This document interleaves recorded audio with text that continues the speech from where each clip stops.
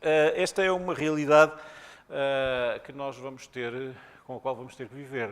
A população vai definitivamente envelhecer.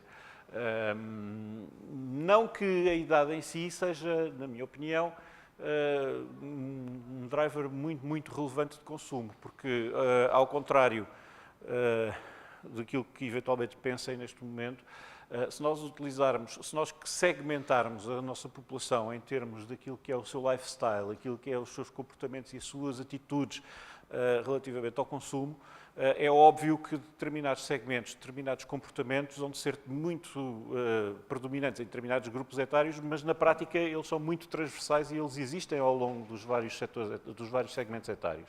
Alguém que seja um consumidor que seja muito motivado por, sei lá, por impulso por determinado tipo de produtos, encontraremos esse alguém, não só nos mais jovens, como nos menos jovens, digamos assim. Alguém que seja um consumidor racional, que compra e que pensa 3 ou 4 vezes antes de comprar e que faz compra comparada, que nós normalmente podemos associar a um determinado target socioeconómico ou a um target etário. Na realidade, este segmento existe transversalmente dentro de todos os targets, de todos os grupos etários e sociodemográficos. Agora, a realidade é que este envelhecimento da população, independentemente daquilo que ele nos pode configurar em termos de comportamento de consumo, ele na prática vai influenciar em termos daquilo que é a motivação para o consumo. Porque o nosso ciclo de vida, a forma como nós evoluímos no nosso ciclo de vida, implica com mudanças muito radicais em termos do que é o comportamento de consumo consoante nós vamos evoluindo nesse estágio do ciclo de vida. Uma coisa é, por exemplo, consumirmos estando sozinhos, sendo jovens, com algum rendimento disponível para gastar, como eu imagino que alguns de vocês sejam, mas depois um dia vocês casam-se, constituem famílias, têm filhos, vão gastar de uma forma completamente distinta, depois um dia os vossos filhos vão estudar para a universidade e os vossos consumos vão mudar de outra forma, vão ser totalmente diferentes. Um dia os filhos saem de casa e vocês vão ter outro tipo de estrutura de consumo e um dia, enfim, e por aí tem fora. Os netos. E por aí fora tem os netos. Não é? Portanto, e na realidade, ao longo daquilo que vai ser a evolução do nosso ciclo de vida, nós vamos mudando os nossos drivers de consumo. E como vamos ter claramente uma população mais envelhecida, nós vamos ter estágios mais avançados, mais predominantes dentro daquilo que é o target do centro comercial. Aquilo que nós chamamos o silver shopper. Vocês reparem que a expectativa é que em 10 anos, daqui a 10 anos, mais de 45% da população da Europa vai ter mais de 50 anos. E como é que estes 50 anos não são os mesmos 50 anos de há 20 anos atrás? Alguém que tinha 50 anos há 20 anos atrás não vai ser o mesmo tipo de pessoa de alguém que vai ter 50 anos daqui a 10 anos. A pessoa que vai ter 50 anos daqui a 10 anos vai ser um cinquentenário muito mais ativo, muito mais consumidor, muito mais com uma experiência de vida totalmente diferente, com capacidades totalmente distintas, com conhecimento totalmente distinto, muito mais conectado digitalmente com o resto do mundo. Portanto, são realidades completamente distintas. Esse alguém não vai consumir da mesma forma que os nossos pais ou que os nossos avós consumiram quando tinham 50 anos. Mas, na realidade, eles também não vão consumir da mesma forma como consumiam quando tinham 20 ou 25 anos. Portanto, nós temos que estar atentos a tudo isto, porque tudo isto vai mudar um bocadinho. Não é? Até porque nós temos esta realidade que a esperança média de vida tem vindo a mudar e neste momento atualmente, eu diria que é superior, no caso das mulheres, aos 81 anos e 75 anos para os homens. Eu até diria que no caso dos homens, neste momento, já aumentou mais qualquer coisa, já está mais alto. Portanto, estes dados já têm algum tempo, mas eu diria que nós já estamos para aí, se calhar, nos 70 e qualquer coisa, 77, salvo erro. Mas pronto, a realidade é esta. Nós temos uma pirâmide etária que vai mudar drasticamente. E o futuro cliente dos centros comerciais não vai estar aqui, vai estar aqui. Vai estar aqui nos 50 e tal anos. Só mais um facto que ilustra bem isto, não é? Entre 2005 e 2015, o consumo total realizado pelos maiores de 55 anos, cresceu 57%. Portanto, vocês vejam bem onde é que está o dinheiro, onde é que está o consumo. Temos que despachar, não é? Então, rapidamente. Individualismo, já falámos um pouco. Mas, na realidade, aqui, isto para dizer o quê? Para dizer que todas estas famílias, hoje em dia, também são muito distintas daquilo que eram os conceitos de famílias há uns anos atrás. Portanto, hoje temos uma predominância, não diria que são totalmente predominantes, mas temos uma grande predominância de famílias monoparentais, de formatos alternativos, há muito mais centralização no eu, do que existia há uns anos atrás, e isto é um dos aspectos que, em termos demográficos, nos vai condicionar. Nós hoje temos cidades onde há muito mais gente a viver sozinha do que famílias tradicionais. E países? Países. Suécia. Suécia. Eu pus aqui este exemplo da LOX, que é uma coisa que existe em Berlim, de comboios miniatura, porque Berlim é exatamente uma daquelas cidades onde as famílias monoparentais são predominantes. E quando se vai visitar, por exemplo, a LOX, que é uma grande área onde existem comboios miniatura e coisas do género, quem se encontra lá são exatamente pessoas como eu, pessoas como o José António, muitas vezes com o filho atrás, com o neto, não sei o quê, mas de facto há aqui um formato de famílias que nós, se lhes formos perguntar, eles vivem sozinhos. São totalmente distintos daquele tradicional que nós conhecemos hoje em dia. E aqui, obviamente, o lifestyle, a questão da experiência também teve imensos desenvolvimentos. Basta dizer, por exemplo, que aquilo que foram os gastos em lazer nos últimos 30 anos cresceram 5 vezes. Obviamente que existe também aqui o tal balanço entre a oferta e a procura, porque se calhar não existia a oferta que existe hoje, mas na realidade é que também nós não conseguimos responder exatamente à questão do que é que veio primeiro, se é o ovo ou a galinha. Aqui foi a oferta ou foi a procura? Não sabemos. Mas na realidade a verdade é que se passou a gastar muito mais em lazer do que aquilo que se gasta. Finalmente, a questão tecnológica, e que tem, para mim, 3 grandes drivers: acessibilidade e proximidade, conectividade e one-to-one. Acessibilidade e proximidade tem muito a ver com o facto de que o centro comercial está muito mais perto do consumidor, e eu não falo apenas e só no seu aspecto físico. O aspecto virtual vai ser também ele próprio crítico, e eu creio que será fundamental. Obviamente que, se nós olharmos para aquilo que são os dados tradicionais, as pessoas valorizam muito o facto de poderem estar próximas do centro comercial. Mas se nós olharmos para isto numa perspectiva conservadora, estamos a falar de free car parking, etc., coisas do género.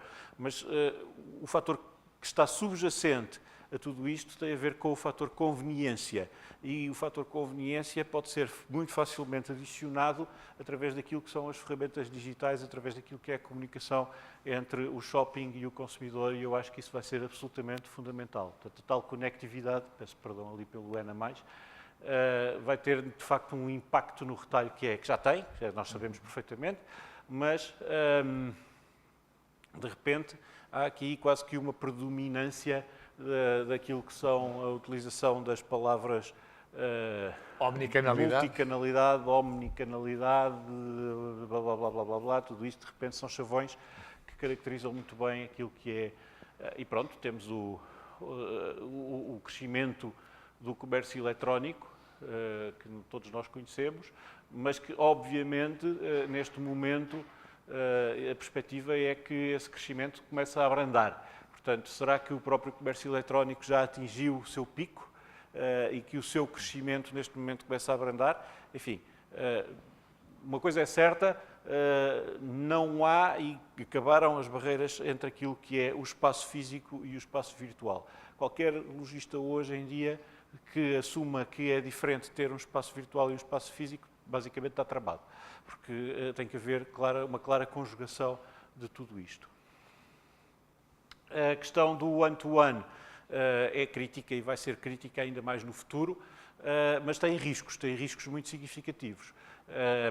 O facto de nós podermos comunicar com os clientes, com os consumidores, numa lógica de eu para ti, não é? Eu, Shopping XPTO, a comunicar com o José António, a dizer-lhe: olha, estás cá, bem-vindo, só porque nos visitaste hoje, vamos-te oferecer um café.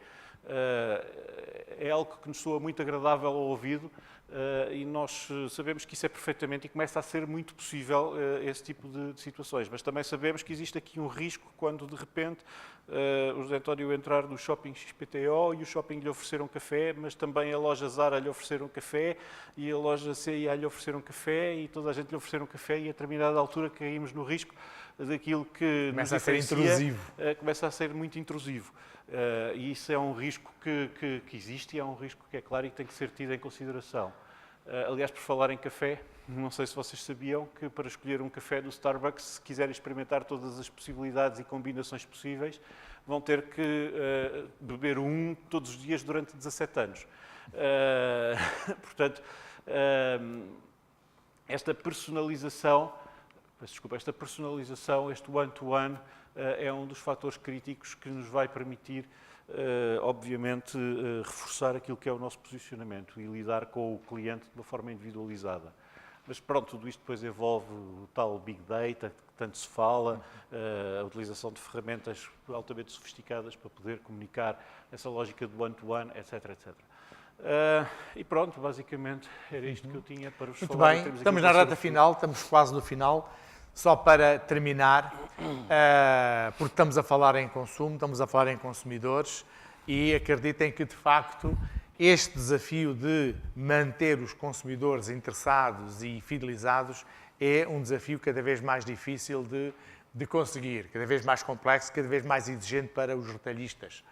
Mas uma boa notícia é que o consumo é e vai continuar a ser durante sempre, eu diria, eu não gosto da palavra sempre, não é? Mas acredito que nunca deixará de ser o maior fenómeno económico da humanidade. E tudo aquilo que nós somos hoje, o nível de vida e de bem-estar que temos, deve-se muito à evolução do consumo e nunca deixaremos de certeza de o ter. Independentemente das crises económicas e dos problemas, há algo que me parece que é uma constante, que é o consumo, até porque mais de 50% da humanidade são mulheres e consumir mulheres, não é? A gente sabe como é. Isso é uma segmentação perigosa. Bom, vivemos, dizia o Zygmunt Bauman, numa sociedade líquida. E, de facto, a nossa moderna sociedade é uma sociedade líquida porquê? Porque as condições de atuação de todos nós mudam antes que as formas de atuação se tenham devidamente consolidado. E por isso é que nós sentimos sempre o chão a fugir-nos debaixo dos pés, sentimos que, de facto, não estamos em piso sólido, porque quando pensamos que estamos, de facto, a assumir e a fazer as coisas de uma certa maneira, elas mudam, não é? Tudo muda e nós temos que encontrar novas respostas para as novas perguntas que nos fazem. Mas uma coisa é certa, e na área e na atividade económica, temos de estar muito atentos. Temos de estar muito atentos aos sinais. Porque os consumidores mandam sinais, os mercados mandam sinais, os nossos concorrentes mandam sinais. Há sinais everywhere. E nós temos de estar atentos. O pior que nos pode acontecer é não ligarmos aos sinais. E quando nós não ligamos aos sinais, às vezes, e na maior parte das vezes, acabamos por ser surpreendidos de forma negativa. Mas a culpa foi nossa, porque não quisemos olhar aos sinais. A persistência vence a resistência. A resiliência, por exemplo, é uma palavra-chave nos dias de hoje. A capacidade de sofrer dificuldades, de ajoelhar, se necessário, mas de nos levantarmos e nos recompormos, é algo que, do ponto de vista individual e pessoal, de todos nós, como indivíduos, como seres humanos, até às organizações e às empresas, é fundamental. E não há resiliência sem, obviamente, persistência e sem resistência. Por outro lado, se nós queremos evoluir, se nós queremos crescer como pessoas, como organizações, também temos que saber cada vez mais. Não há maneira de fugir a isto. Já lá vai o tempo em que pensávamos que a 4ª classe era suficiente. Depois o ciclo, depois o 7º ano, depois uma licenciatura, depois um doutoramento era suficiente e ficava por aí. Não é. Não é, não vai ser. Vamos ter que continuar a aprender todos os dias, todos os restos dos nossos dias da nossa vida. Não tenham ilusões nenhumas sobre isto. E sessões como esta, e sessões como muitas outras que se fazem, são fundamentais. E muitas vezes as pessoas, os colaboradores das empresas, os trabalhadores, cristalizam um bocado dentro das suas próprias organizações, por força dos imperativos do dia-a-dia, por força da rotina e acabam por se esquecer deste aspecto extremamente importante que é a formação, que é a aprendizagem, que é a aquisição de novos conhecimentos, nova maneira de fazer as coisas, mas que não seja de novas inspirações. Inspirações. De forma a que nós possamos ser capazes de ser os realizadores da nossa própria vida. Realizarmos o nosso filme da nossa vida, da nossa atividade profissional, da nossa família, de nós próprios como seres humanos. Hoje, com as redes sociais, este aspecto é fundamental. Antes, nós falávamos com alguém e esse alguém recebia a informação e ficava por aí. Agora, se falamos com alguém, não é uma pessoa, é uma multiplicidade de pessoas. Por sua vez, fala com outra multiplicidade de pessoas. Por sua vez, fala com outra multiplicidade de pessoas. E isto é levado a uma escala que é verdadeiramente incomensurável. Mas as nossas atividades, e nomeadamente, por exemplo, as económicas e os shoppings, podem aproveitar muito bem este boca a boca. Por outro lado, como em tudo na vida, é necessário relativizar. Nada é absoluto, nada é completamente importante. É muito importante nós termos a capacidade das empresas e nas nossas vidas pessoais de saber relativizar.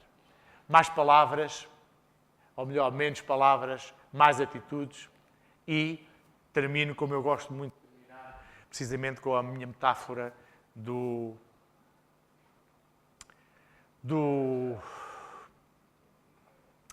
uma planta, bambu, que é talvez a metáfora mais perfeita da nossa vida.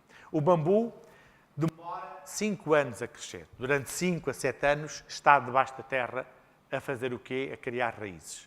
Só depois é que começa a crescer. Nunca está só. Ando a reparar que há sempre florestas de bambus. Nunca há apenas um bambu. Não cria galhos, não se dispersa. É cheio de nós e não de eus. Nós e não de eus. É oco, mas é oco de quê? De coisas inúteis, coisas que não interessam. E só cresce para o alto. E, por fim, é de facto flexível, não é rígido. A rigidez é uma qualidade da morte. A flexibilidade é uma qualidade da vida e da juventude. E é isso que nós, efetivamente, temos que cada vez mais ser na nossa vida pessoal, na nossa vida profissional, na nossa família e nas nossas empresas. E terminamos por aqui. Muito obrigado e vamos passar desde já à mesa redonda. Ok? Muito obrigado.